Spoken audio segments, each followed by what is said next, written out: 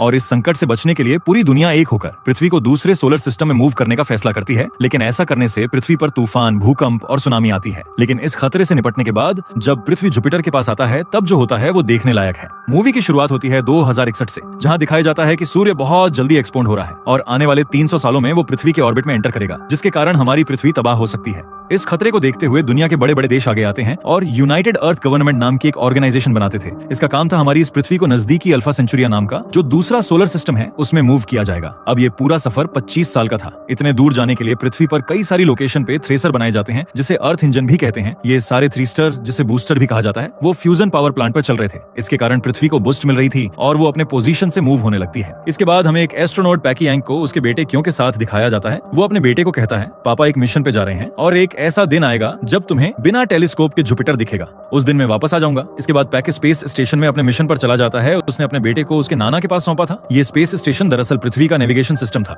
Mission शुरू होता है, लेकिन पृथ्वी के मूव करने के 2 साल बाद हमें उसके परिणाम दिखने लगता है। पृथ्वी जो खुद भी रोटेट होती थी उसकी ये मूवमेंट बंद कर दी जाती है। लेकिन इसका परिणाम ये होता है कि पृथ्वी पे तूफान, सुनामी आने लगती है। इसीलिए इंसान अंडरग्राउंड सिटी में रहने लगते हैं, लेकिन वहां पर भी जगह कम पड़ने लगती है। इसलिए कई सारे इंसान पृथ्वी की सतह पर रुकते हैं और इस तूफान के शिकार बन जाते हैं। इंसानों की पॉपुलेशन कम होने लगती है। आगे जैसे जैसे पृथ्वी सूरज से दूर चली जाती है उसका वातावरण भी ठंडा होने लगता है और पृथ्वी की सतह बर्फ में जमने लगती है। क्यों अपने नाना के साथ तूफान से बचाने के लिए अंडरग्राउंड सिटी में रहने लगता है। काफी सारा पॉपुलेशन पृथ्वी के नीचे अंडरग्राउंड सिटी में रह रहा था। अब 17 साल बीत जाते हैं और हम जुपिटर के करीब आते हैं। जुपिटर की खुद की ग्रेविटी बड़ी मात्रा में थी, जिसे यूज करके पृथ्वी के सफर में तेजी लाने का प्लान था। बतौर नेविगेटर यहीं पर पैकिंग का स्पेस स्टेशन का सफर था। अगले दिन यानी चाइनीज न्यू ईयर के पहले दिन वो पृथ्वी पे वापस लौटने वाला था। इसके बाद क्यों को दिखाया जाता है जो बड़ा हो गया है, वो भी हैवी ट्रक का मैकेनिक बन गया है, जो अपने एडॉप्टर हैन को लेकर स्कूल से भाग जाता है। इन दोनों भाई बहनों को पृथ्वी का सरफेस देखना था कि अभी वहाँ कैसा वातावरण है। इसलिए एक लोकल चोर के पास जाके वो लोग उससे थर्मल सूट चुरा लेते हैं, क्योंकि पास में एक बबल कैप्सूल होती है जो अचानक से कभी भी बबल में कन्वर्ट होती थी। जिसके बाद वो लोग इसका इस्तेमाल करके थर्मल सूट चुरा के वहाँ से भागते हैं। दोनों भी लिफ्ट से ऊपर चले जाते हैं और देखते हैं कि सरफेस का टेम्परेचर नेगेटिव हो गया है। कोई भी इंसान बिना थर्मल सूट के वहाँ पर जिंदा नहीं रह सकता। आसपास कोई भी रहने लायक जगह ही नहीं थी और पास में ही वो बड़ा सा अर्थ इंजन देखते हैं और ऐसी ही 10,000 अर्थ इंजन पूरे पृथ्वी पर लगाए गए थे। दूर पर ही उन्हें अपने नाना का स्पेशल ट्रक दिखता है। वो ट्रक काफी ज्यादा बड़ा था। क्यू और हैन दोनों भी ट्रक में बैठ के भाग जाते हैं, लेकिन पुलिस उन्हें पकड़ लेती है और झूठा पास इस्तेमाल करने के कारण उन्हें जेल में डाल दिया जाता है। दोनों के नाना जी वहाँ उनको छुड़ाने के लिए आ जाते हैं और पुलिस को रिश्वत देने लगते हैं। इसके कारण पुलिस उन्हें भी जेल में डाल देती है। वही जेल के अंदर ये लोग टीम नाम की एक और लड़के से मिलते हैं। यहाँ स्पेस में पृथ्वी जुपिटर के करीब आती है। उसकी ग्रेविटी यूज करके तेजी से पृथ्वी का सफर तय करना था, जिससे पृथ्वी सोलर सिस्टम से बाहर निकल सकती थी। लेकिन अचानक से जुपिटर की ग्रेविटी में स्पाइक आने के कारण वो इनरेगुलर बन जाती है और पृथ्वी जुपिटर के करीब खींची चली जाती है, जिसके कारण पूरी पृथ्वी पर भूकंप और तूफान आने लगता है। धीरे धीरे सारे अर्थ इंजन बंद हो जाते हैं। क्यों हैन, उनके नाना और टीम अपना ट्रक लेकर यहाँ से भाग जाते हैं, लेकिन भूकंप के कारण कई सारे पहाड़ इनके ट्रक के ऊपर गिरने लगते हैं। लेकिन ये लोग जैसे तैसे करके उस खतरे से बाहर निकलते हैं। यहाँ पर स्पेस स्टेशन में जो इनका एआई कंप्यूटर था वो सारे एस्ट्रोनॉट को चेतावनी देता है कि अभी सिस्टम लो एनर्जी पर जा रहा है, इसलिए सब लोग तुरंत ही अपने हाइपर स्लीपिंग सेल में चले जाएं। यहाँ पर पैकिंग को टेंशन आता है, इसलिए वो अपने घर वालों से कांटेक्ट करता है। वो उन्हें नजदीकी बंकर बताता है ताकि वो लोग वहाँ जाकर इस तूफान से सुरक्षित रहे। उसके बाद वो खुद भी हाइपर स्लीप पर जाने के लिए निकलता है। यहाँ पर वो लोग बंकर की तरफ जा ही रहे थे, लेकिन उतने में ही कुछ सोल्जर उन्हें रोक लेते हैं। ये सोल्जर लाइटर कोर नाम की एक बड़ी सी कार्गो ले जा रहे थे जो अर्थ इंजन शुरू करने के लिए जरूरी थी, और वो ले जाने के लिए इन्हें ट्रक की जरूरत थी।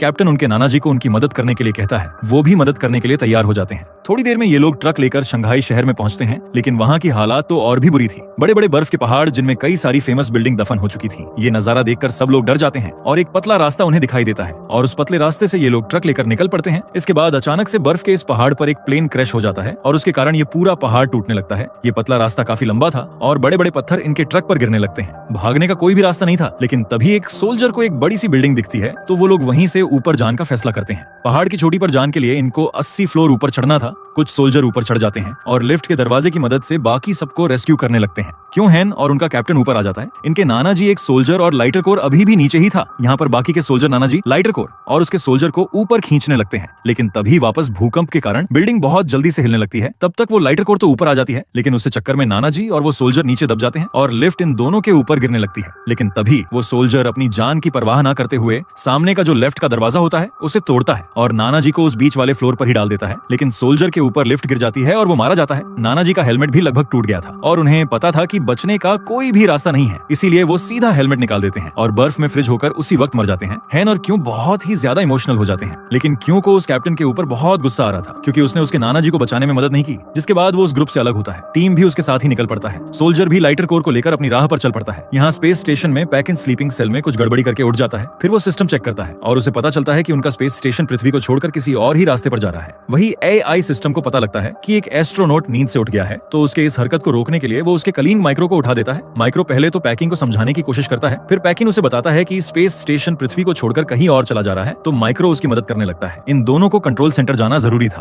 ताकि वो एआई सिस्टम को ओवरराइड कर सके, लेकिन स्पेस स्टेशन में कंट्रोल सेंटर ऊपर की तरफ था, जिसके लिए इन्हें स्पेस में जाकर ऊपर जाना था। दोनों भी अपना सूट पहन लेते हैं और बाहर की ओर चले जाते हैं। इन दोनों को बाहर की ओर जाते हुए देख एआई सिस्टम अपना सिक्योरिटी प्रोटोकॉल एक्टिवेट करता है। अब क्योंकि ये दोनों रूल के खिलाफ काम कर रहे हैं, इसलिए इस प्रोटोकॉल के अनुसार इन दोनों को भी मार डालना जरूरी था, तो वो बाहर से इन दोनों पे हमला करने लगता है। इस अटैक के कारण दोनों को काफी ज्यादा दिक्कत आती है। इसी अटैक में माइक्रो मारा जाता है। पैकी को अपना साथी खो जाने के लिए काफी दुख होता है, लेकिन थोड़ी देर के बाद वो कंट्रोल सेंटर में आता है, लेकिन वहां पर उसे पता लगता है कि उसके सारे अधिकार रद्द कर दिए गए हैं और अब वो इस मिशन को बदल नहीं सकता। यहाँ पर क्यों हैन और टीम दोनों को भी अपने रास्ते में एक नया ट्रक दिखता है। वो लोग उस ट्रक में जाते हैं और उन्हें उस ट्रक में ली नाम का साइंटिस्ट मिलता है, जो बहुत ज्यादा जख्मी था। ली उन्हें बताता है कि जुपिटर की ग्रेविटी अर्थ के एटमॉस्फेयर को अपने तरफ खींच रही है, इसके कारण कोई भी प्लेन हवा में उड़ नहीं सकता और इसी के कारण वो क्रैश हो गया है। आगे वो बताता है कि ट्रक में टॉर्क इंजन यानी बहुत बड़ा अर्थ इंजन योनी सुलावेसी इक्वेटर पर लेकर जाना है और वहां का मेन इंजन शुरू करना है। इस ट्रक को लेकर क्यों अपने घर लौट सकता था, लेकिन फिर भी वो ली की मदद करने का सोचता है और सब लोग सुलावेसी इक्वेटर पर जाने के लिए निकलते हैं। यहाँ पर पैकी आई सिस्टम की कमांड को बदलने के लिए मेन कंप्यूटर रूम में जाता है, लेकिन तभी उसे एआई सिस्टम बताता है कि ये जो भी चेंज चल रहे हैं वो उसके खुद के नहीं है, बल्कि ये प्रोग्राम खुद यूनाइटेड अर्थ गवर्नमेंट ऑर्गेनाइजेशन का है। जब भी पृथ्वी को खतरा साबित होगा, तब इस ऑर्गेनाइजेशन ने एक प्रोटोकॉल लिखा था कि पृथ्वी के लोगों की मदद उन्हें नहीं करनी है और इस स्पेस स्टेशन को रहने लायक प्लेनेट ढूंढते रहना है। इस स्पेस सेंटर में जरूर की सारी चीज जैसे कि फसलों के सैंपल और अलग अलग जानवरों के सैंपल और इतना ही नहीं ह्यूमन एम्ब्रोस भी रखे हुए हैं, जो इंसानों को नए प्लेनेट में सिविलाइजेशन शुरू करने के लिए मदद करेंगे। भले ही पृथ्वी जुपिटर को टकरा जाए और सारे इंसान पृथ्वी पर मारे जाएंगे, लेकिन ह्यूमन रेस खत्म नहीं होगी। नए रहने लायक प्लेनेट में ये सारी चीज वापस पैदा हो सकती है। ये सब कुछ सुनने के बाद पैकी को सोचता ही नहीं कि वो क्या करें। यहाँ पर जो सोल्जर की टीम थी, उन्हें इस बर्फीले तूफान में उस लाइटर कोर को खींचना काफी कठिन हो रहा था और तभी अचानक से ठंड के कारण उनका एक सोल्जर भी गुर्जर जाता है। ये देखकर बाकी सोल्जर्स का हौसला टूटने लगता है कि ये मिशन इधर ही रोक देना चाहिए और सबको अपने अपने घर चले जाना चाहिए, लेकिन इसके लिए कैप्टन तैयार नहीं होता। एक महिला सोल्जर लाइटर कोर को शूट कर देती है, जिसके कारण वो टूट जाता है। ये देखकर कैप्टन काफी गुस्सा हो जाता है और गुस्से में उसे लगभग मारने वाला था, लेकिन वो खुद को रोकता है। लेकिन तभी वहां पर क्यों अपना ट्रक लेकर आता है और उन्हें बताता है कि ट्रक में एक और टॉर्क इंजन है और वो उसे सुलावेसी लेकर जा रहे हैं। इस मिशन के लिए उन्हें सोल्जर की मदद लगेगी, इसीलिए सारे सोल्जर उनको ज्वाइन करते हैं और कुछ समय के बाद वो सुलावेसी पहुंच जाते हैं। लेकिन वहां पहुंचने के बाद उन्हें रियलाइज होता है कि किसी और टीम ने इंजन को पहले से स्टार्ट कर दिया है, बल्कि पृथ्वी के बाकी सारे बूस्टर पहले से ही चालू हो गए हैं। लेकिन इसके बावजूद पृथ्वी अभी भी जुपिटर की ओर खींची चली जा रही है। पृथ्वी से जुपिटर को काफी क्लियरली देखा जा सकता था। स्पेस स्टेशन में एआई सिस्टम अनाउंसमेंट करता है कि अभी पृथ्वी के पास सिर्फ 7 दिन बच्चे हैं। आखिरी दिन पृथ्वी जुपिटर से टकरा जाएगी और सब कुछ नष्ट हो जाएगा। यही अनाउंसमेंट एआई सिस्टम पृथ्वी पर भी करता है। ये खबर सुनते ही पूरी दुनिया में मातम मच जाता है। यहाँ पर साइंटिस्ट ली भी जोर जोर से रोने लगता है कि हमारे पास सिर्फ कुछ ही दिन है, क्योंकि पृथ्वी की सारी हवा जुपिटर की ओर खींची जा रही है और हमारे पास एक दिन के बाद ऑक्सीजन भी नहीं बचेगा। यहाँ पर क्यों वो लगातार जुपिटर को ही देखे जा रहा था और अचानक से अपने पिताजी की एक बात याद आती है कि जुपिटर में काफी ज्यादा मात्रा में सिर्फ हाइड्रोजन ही है। तभी वो एक प्लेन सोचता है कि अगर थ्रिस्टर से हमने जुपिटर के हाइड्रोजन को इग्नाइट किया तो काफी बड़ा विस्फोट होगा और बड़ी मात्रा में एनर्जी वेव जनरेट होगी। इस वेव के कारण पृथ्वी दूर फेंकी जा सकती है। ये प्लेन काफी कठिन था, लेकिन नामुमकिन नहीं। वो ली और बाकी सबको ये प्लेन बताता है और सब लोग तैयार हो जाते हैं। वो प्लेन बनाते हैं कि मेन इंजन को ही बंद करके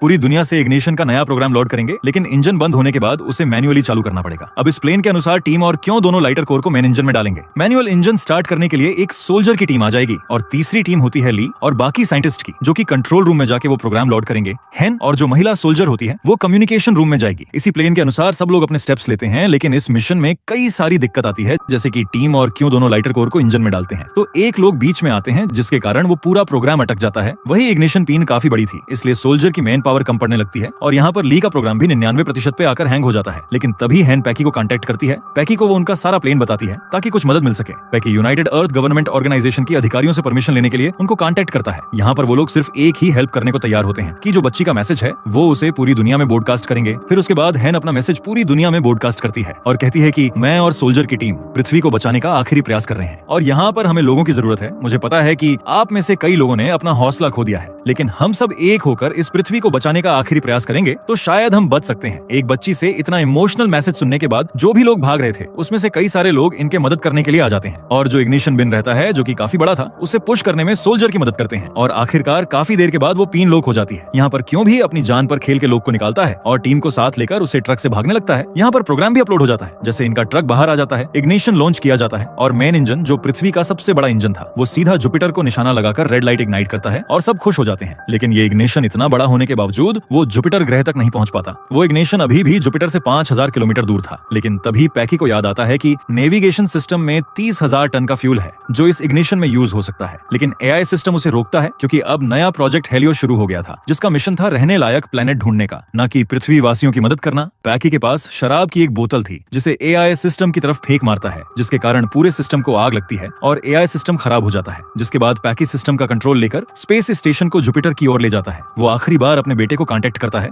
और इस फ्यूल के बारे में बताता है कि वो अपने डॉग लेकर उस इग्निशन में चला जाएगा जिसके कारण विस्फोट होगा। लेकिन क्यों उसे ऐसा करने से मना कर देता है। लेकिन पैकी उसकी बात नहीं मानता और अपने बेटे क्यों को आखिरी बार गुड बाय कहता है और उसे कहता है कि अब तुम जब भी जुपिटर को देखोगे तब तुम मुझे भी देख पाओगे। क्यों बहुत जोर जोर से रोने लगता है और वो जुपिटर को जब देखा है तब उसे अपने पापा का जो डॉग सिस्टम रहता है वो दिखाई देता है। वो सीधा डॉग उस आग में चला जाता है और उसे देखते देखते बहुत बड़ा विस्फोट हो जाता है, जिसके कारण आग जुपिटर तक पहुंच जाती है, वहां के हाइड्रोजन को इग्नाइट करती है और बहुत जोरों से एनर्जी वेव जनरेट हो जाती है जो पृथ्वी को अपोजिट डायरेक्शन में पुश करती है। हालांकि जुपिटर से निकले बड़े बड़े स्टेरॉइड्स अगले 7 मिनट में पृथ्वी तक पहुंचने वाली थी। सभी लोग अंडरग्राउंड बंकर की तरफ भागने लगते हैं, लेकिन तभी एस्ट्रॉइड्स पृथ्वी तक पहुंच जाती है और चारों तरफ तबाही का नजारा था। क्यों और टीम नीचे गिरने लगते हैं, लेकिन वो एक पोल को पकड़ लेते हैं, लेकिन हैन नीचे गिरने लगती है और उसे बचाने के लिए क्यों भी नीचे कूद जाता है।